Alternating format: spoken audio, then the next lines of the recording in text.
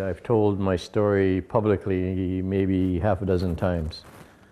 And there are days when it's flows in a way where my emotions are okay, and there are other days when it's not. Just being human, I guess. So may I have a volunteer, please? Thank you, Tony, for volunteering. So here's Tony, cute little Tony, and he's 5 years old. And he grew up in this community. And he had grandparents, so thank you for coming and being his grandparents.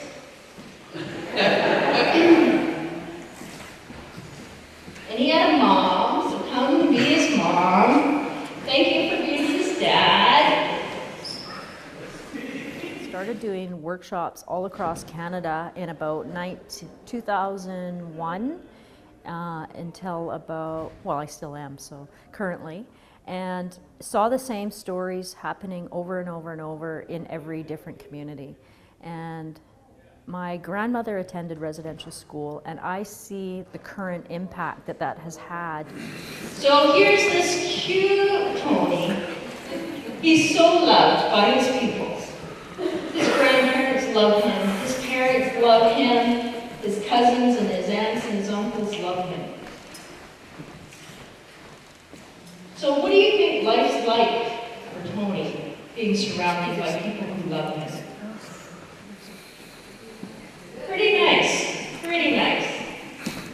So that's great. Thank you, all you beautiful people, but I'm the Indian agent, and I'm taking Tony off to school. Bye, folks. And here's cute Tony over here. What I see is people having a better understanding on the loss of self, the loss of family, and loss of community. And most importantly, the trauma creates a disconnection from yourself, and you can't connect to your family, and you can't connect to the community. So you look at how the impacts flow back and forth, and you use unhealthy ways of coping with the trauma. What do you know about people who went to residential school?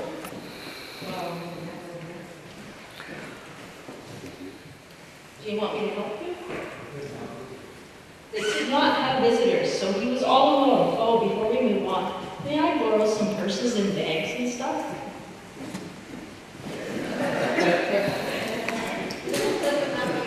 We'll auction them off at the end.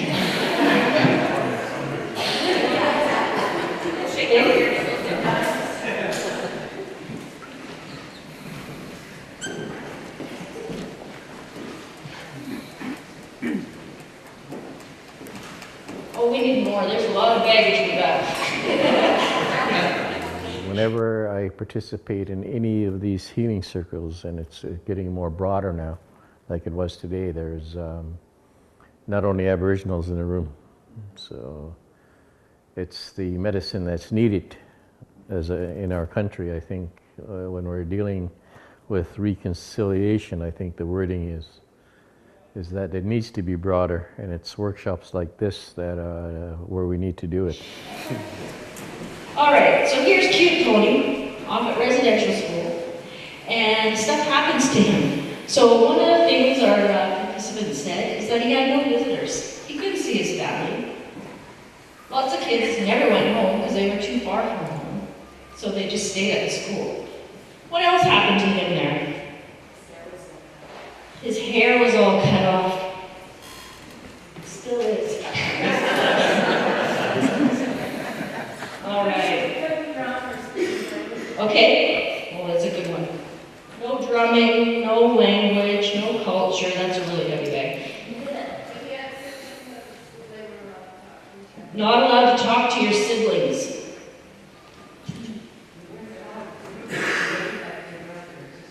You couldn't wave at them, nothing. No language. Abuse? There you go. What kind of abuse?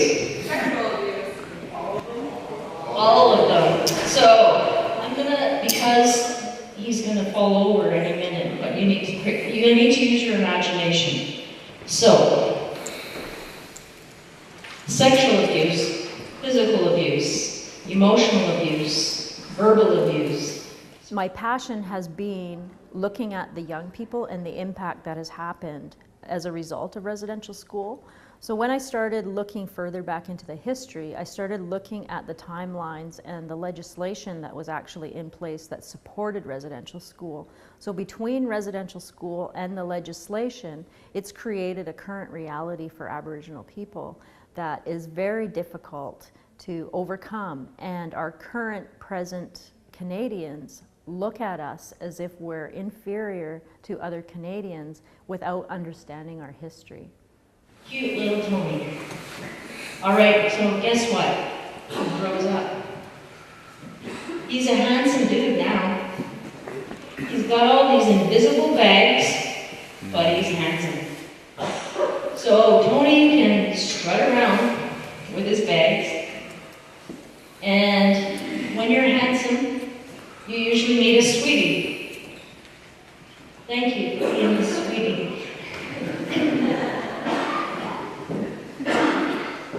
So he still has his bags. He hasn't done anything about them. They're invisible. He packs them around with him. They're energetic bags. I think, to me, it's like the first step, understanding impacts and then looking at now what do we do, and focusing on how do we want to feel as a community, and that's Aboriginal and non-Aboriginal, and how can we make it safe to be who you are in this community. Now, Sweetie Pie over here didn't go to residential school, but her parents went to residential school, and she went to foster care. So, guess what happened to her in foster care? Everything. No language and culture, no family, no speaking and having contact with that family, physical abuse, sexual abuse, verbal abuse. Now we wonder what's wrong with her, so we'll throw some racism in there too. And what else? What else did we say that went on with Tony? The live-in babysitter and maid. I did a similar workshop at VIU a few months back. I shared this story in Hawaii a few years back. So it's something that needs to be done. For the decades that our people held the secrets of the times that we spent in those schools, it's finally kind of getting to the audience that it needs to get to. Okay, so we'll keep adding bags onto her. So she has her own baggage. Hers is an invisible, energetic baggage as well. But somehow, magically, this Sweetie Pie meets this handsome guy, and guess what? They have a relationship. I don't know how,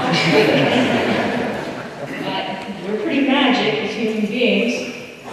So there they are with their invisible bags, trying to have a relationship, but somehow magically, guess what happens?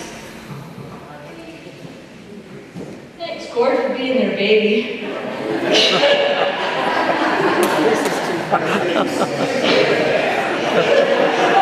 sorry. You're right. Just play with me. Okay, so you know what happens? If we don't deal with our baggage as human beings, we pass our baggage on to the next generation. So feel free, because you're really generous, to hand over your baggage to the next generation. Exactly. So now, this baby has picked up the baggage of his family. Guess what? He grows up.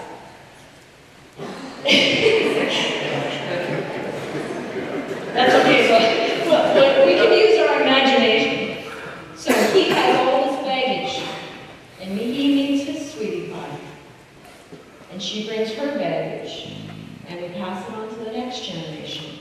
baggage exercise, I think, really clearly demonstrates what people currently are packing around with them. Yeah. It's our energetic baggage. It's invisible, but we all carry it. And if there is no way of putting down those bags, there is no way to heal from the baggage. One of the things I wanted to say in the presentation that I didn't say at the time is you cannot medicate that trauma away. We need to heal from that trauma, and part of our healing is mentally, physically, spiritually, and emotionally. Now here we are, 5 generations later, or 7 generations later, and we say, what's wrong with you people? Gee, you're lazy. How come you don't work? You should go to school. How come you're not nice to your kids? Gee, you're mean to your wife. Now, he is so weighed down by his energetic baggage. How is he supposed to participate in your world when your world is completely different? We have not had the same experience as you. We have not had the same education. We have not had the same upbringing. And you want us to participate the same. It's impossible. So we got some cleanup to do. Thank you very much. Brush yourself off because you're not these people.